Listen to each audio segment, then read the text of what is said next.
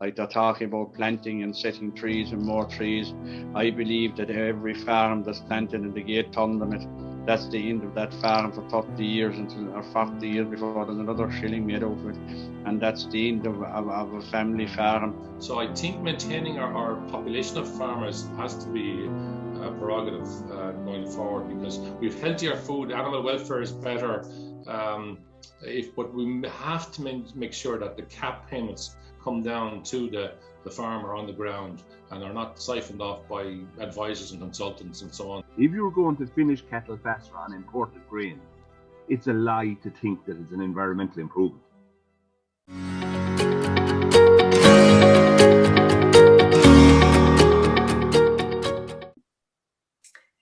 This week, climate change is very much in the news headlines. The UN-sponsored climate change conference known as COP26 is taking place in Glasgow.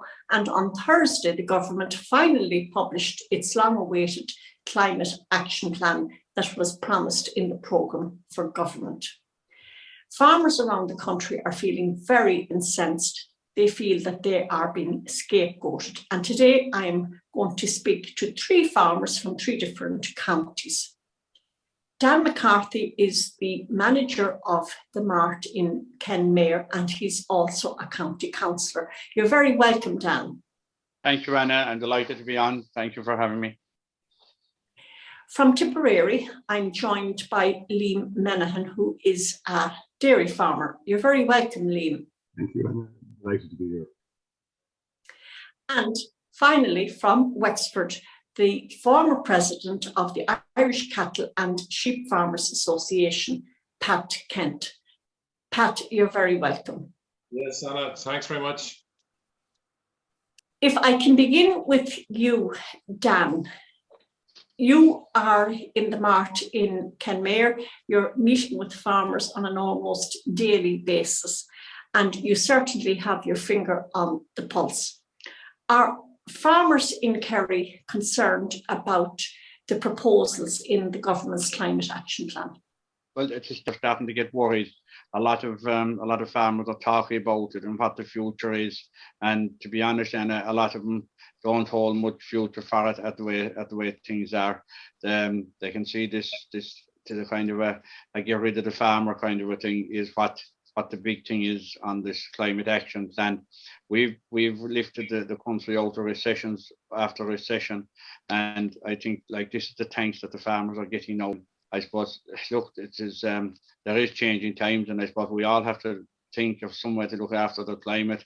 But there was cows and sheep in Ireland long before anyone spoke of the climate. So I feel very serious and very like they're talking about planting and setting trees and more trees. I believe that every farm that's planted in the gate turn limit, that's the end of that farm for 30 years or 40 years before there's another shilling made out of it. And that's the end of a family farm. And like we've been the farmers that want to get them off the land and get them into the towns, and like there's no life like the rural life that we're living. We're living it and we're used to it, and I suppose we want to see it there for the next generation. But at the way this cap 26 or whatever they're talking about, like if they're going, we won't be able to teach our children and our grandchildren how we farmed and how we were brought up by our parents and our grandchildren, because there won't be farms there for us. Well, I suppose in Kerry, Dan, the type of farming that's practiced, and I suppose through most of rural Ireland, particularly the west and the south of the country, is what's called extensive farming, where the cattle graze in the field and then they're housed for a period over the winter when the weather gets bad. But by and large, you're producing grass-fed calves and grass-fed beef. Cows, the dairy cows are fed on grass, and of course then you have sheep and lambs. So it's I suppose a way of life that has been handed down, as you say, from father to son and from father to daughter for countless generations. Yeah, and part of the country now would be 10 or 12 suckler cows. Maybe the dairy now would be maybe 30 or 40, which would be small now when we're talking about other parts of the country. But like that's all they have. They've invested a lot of money. Like they might be earning money off farm, with every bob they make on the farm, they're putting it back into the farm again. They're either reclaiming a bit of ground, or they're putting up a shed that they can look after the animals and make it easier for themselves. And there's a lot, like everything, every gate that's been hung is costing money. There's a man welding that gate, he's making money out of the farmer. Like if we go into too much forestation, there'll be one gate hung there, there'll be one roll of wire put up there, and there won't be another bob spent in that farm for 30 or 40 years. And like in 40 or 50 years' time, if the next generation will say, we shouldn't, what did they do to plant so much of the land? No, they don't want us putting stuff, they don't want us saving, setting a few spuds or whatever have to be done. The whole thing is changed. And I think the people that are driving this, do they really know what they're doing by getting rid of the farmer and the beef and the lamb? Like they all have their apps now on the phone, and they all have mobile phones. We all grew up on the day when there was no even electricity in the house, or there was no telephone, and we cycled to school. I think a lot of the people that are putting up this thing, if they had to go through maybe what we had to go through, walk and cycle to school 5 and 6 miles, come home in the evening, do an evening's work, go out in the morning and bring in the bit of kindling to start the fire to boil the kettle. Like there was no such thing as turning on the kettle on the wall. Like I think maybe a lot of them should go back and try to live that life before they put, like we're gone out the other side, we're gone halfway around the clock. So let them go back, and we could teach them what we had to do when we were growing up. And I'd say the environment and this CAP 26 or whatever it is, that were a lot of it, and put away the mobile phones from them and their PlayStations. I'd say they'd be different tunes. What you're saying there is that your way of life had a very, very low carbon footprint, and the people that are driving the call for climate change or tackling climate change today are using devices that are, I suppose, requiring the building of huge big data centres that are, I suppose, creating huge carbon footprint. We'll come back to you in a little while, Dan. Thank you very much for that. Liam, if I can go to you, you're dairying in County Tipperary. Tell me a little bit about your enterprise. Well, Tipperary is a big county, and there's a lot of farms in Tipperary similar to what Danny's talking about in Kerry. Maybe the scale is a little bit bigger, but when you get to the dairy industry in Tipperary is growing fast. It's not that the number of cows are increasing, but productivity is increasing a lot.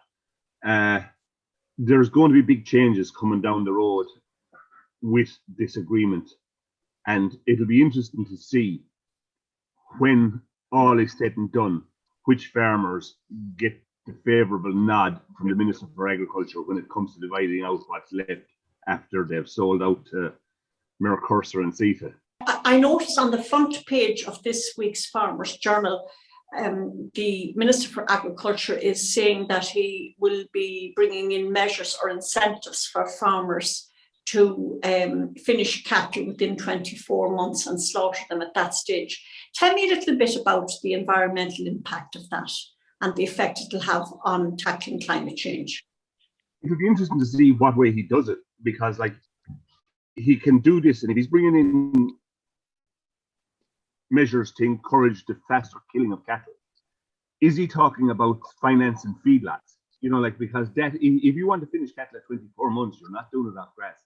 You're doing it off imported grain, which is counterproductive. It's actually a lie to think it's an environmental issue.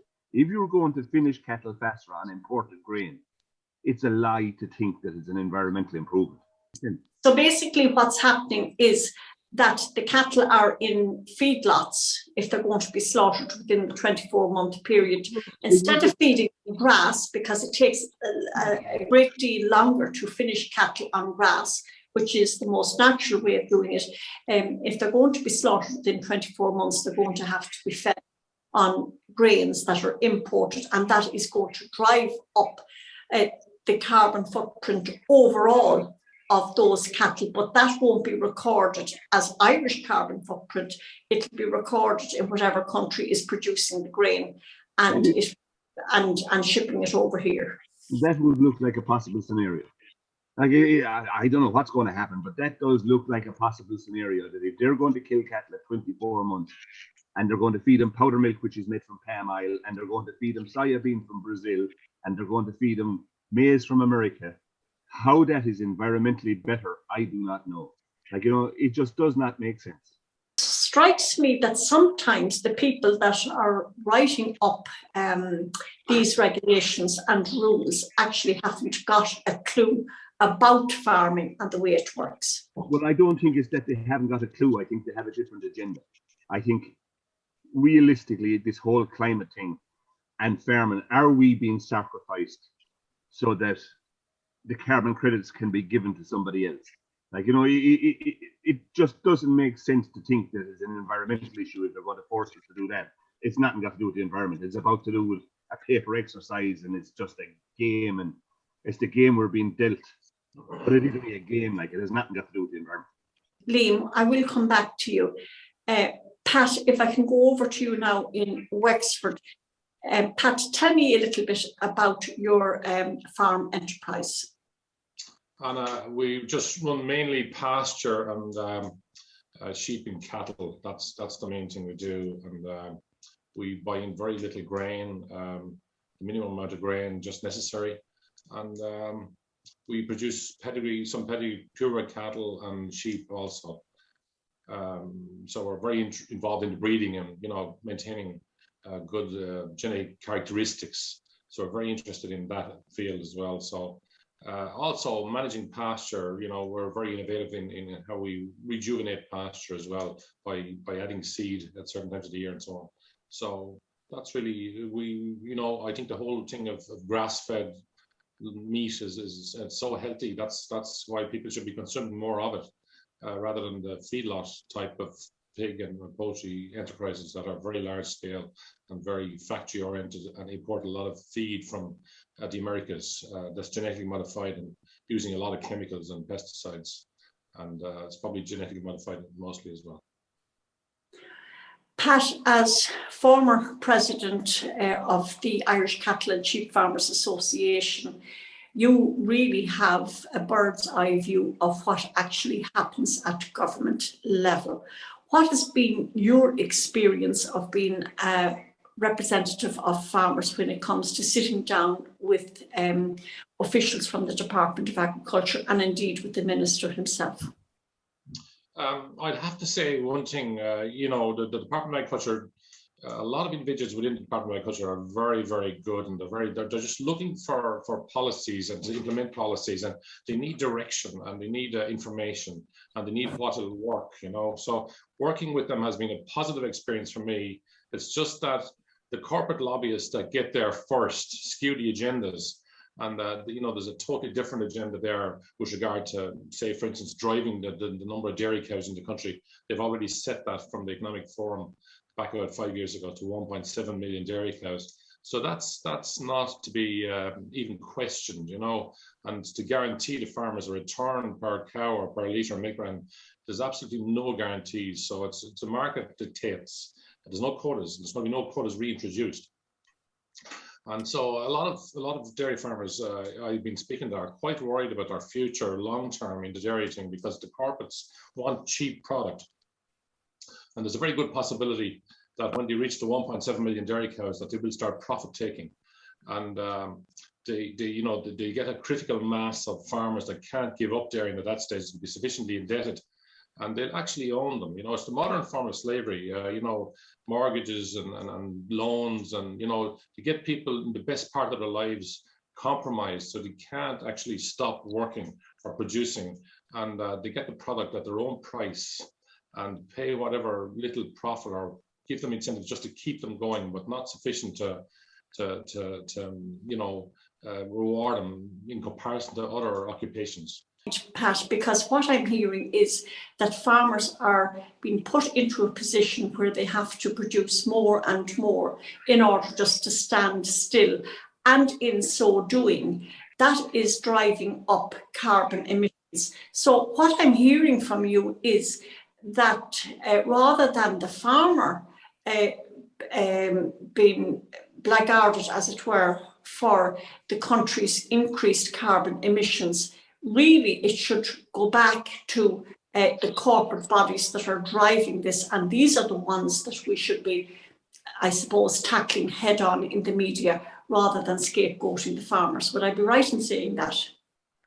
Well, the actual cow was used as a scapegoat, as a red herring, just to divert the attention from the car or whatever the big corporates are making money from. You know, there's huge, like the McCarthy deal really was to try and to get German industrialists wealthy from selling cars and car parts into South America and allow them to sell in cheap beef into the European market. That would undermine our farmers because we don't have the scale and we have the higher costs here because the winters are longer and so on. So the Brazilians are just massive, very large scale, and they just plunder the rainforests. They just burn them literally because you know, that's what they do. And it's devastating what they're doing down there to increase their beef production if they can get access to doing it on the behest of corporate lobbyists and so on that want to sell soybean to the Chinese or maybe even here into Europe. And this product is fueled by, you know, the big multinational corporations, you know, selling genetically modified seeds and so on. So, and it also compromises human health because these products are very bland, nutrient deficient products that, you know, once they're in the food, people are perpetually hungry and they're going to eat more and they're not nourished properly. So they become obese because they're eating too much carbohydrates and sugars. Because if you watch the trends in America, they come here, they usually come somewhere other than Ireland first. You know, they come to New Zealand or the Australasia areas, and then they come here. And we're at it now that we're doing what America done probably 10 years ago, you know. That's the same with a lot of the agriculture as well. They try and industrialize it to the maximum so the corporates benefit the most, and the actual farmer becomes a slave. And I'd say, you know, even the consumer becomes a slave also because they're consuming nutrient deficient, highly processed food, ultra processed food, which result that, you know, they're on a chain of spending more and more on supplements and pharmaceuticals. There's no educational program for the kids to educate them into being healthy.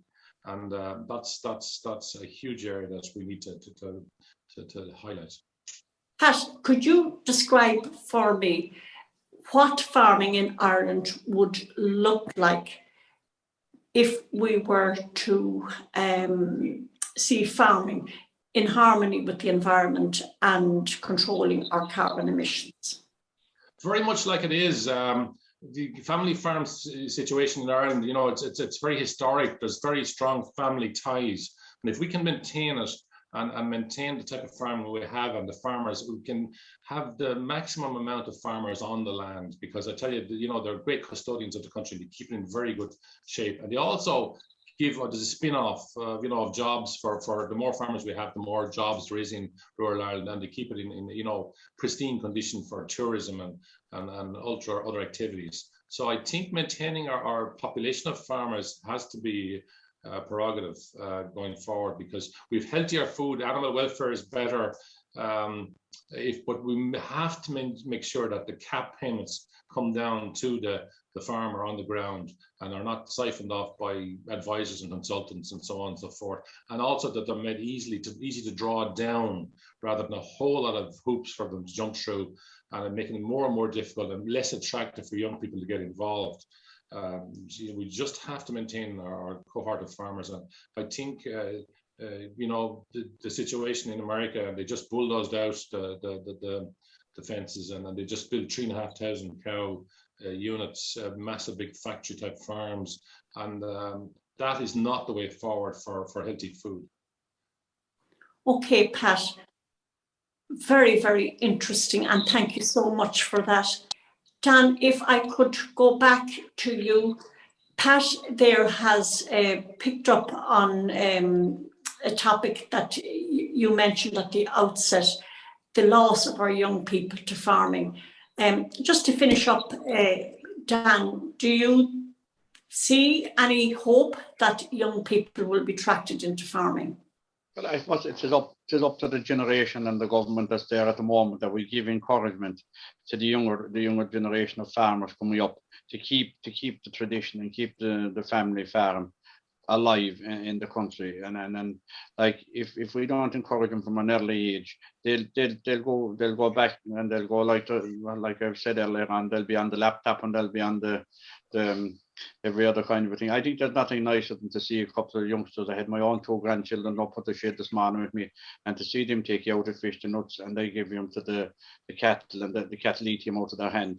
Like, are we going to go away and lose that kind of tradition, and getting names for the cows, getting names for the lamb, and it's all part of life that we've known, and hopefully it will continue. But the government and the people, like these multinational, these corporates that we've spoken there of earlier, are they going to take us out, or are we going to fight back and do things and try to keep rural life the way it was?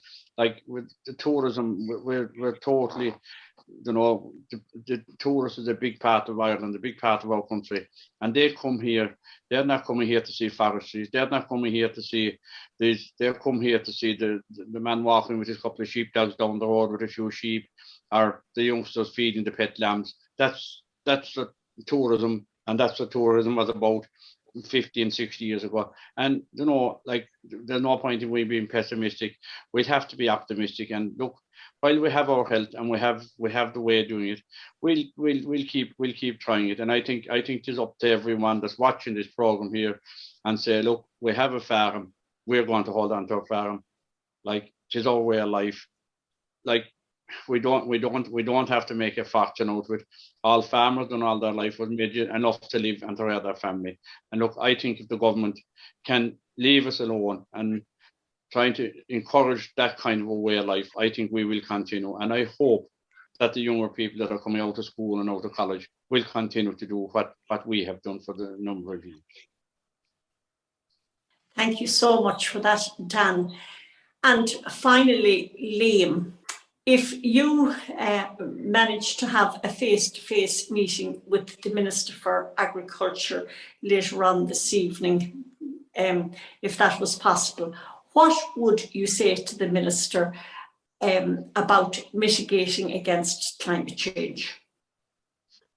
Oh, what would I have to say to the Minister? Number one, I would have to say to the Minister that he was elected by the people of Ireland, not by Microsoft and not by the data centres. He was elected by the people of Ireland. Back down to the future of my community and my lifestyle and Dan's lifestyle and Pat's lifestyle and what we're used to, traditional farming in Ireland. To sell that down the river for carbon credits, to sell that down the river and to use the cow as a scapegoat so that somebody else can keep their private jet and their yacht does not make sense to people in rural Ireland. And he's going to have to come back to the people of rural Ireland. He's going to have to look to get re-elected. And I think people are going to have to talk to the Minister, not just me, and say, hold on a minute. You're meant to be representing us, not the big corporates that Pat is talking about. That is a very interesting point on which to end, Liam. What you're saying there is that the cow is not to be scapegoated, so that some wealthy individual is able to fly his private jet. And indeed, we had more than 400 private jets fly into Glasgow last weekend for the start of the COP26 summit, which is, I suppose, a great contradiction in terms. To those of you who have been watching, I want to thank you very much.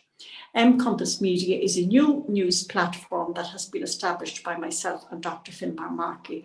We'll never ask you for money, but we do ask you please to go to our Facebook page and to subscribe to it. Also to subscribe to our YouTube channel, and we're available on mcompassmedia.com. Your share is very, very important because it helps to get the news out to a much wider audience.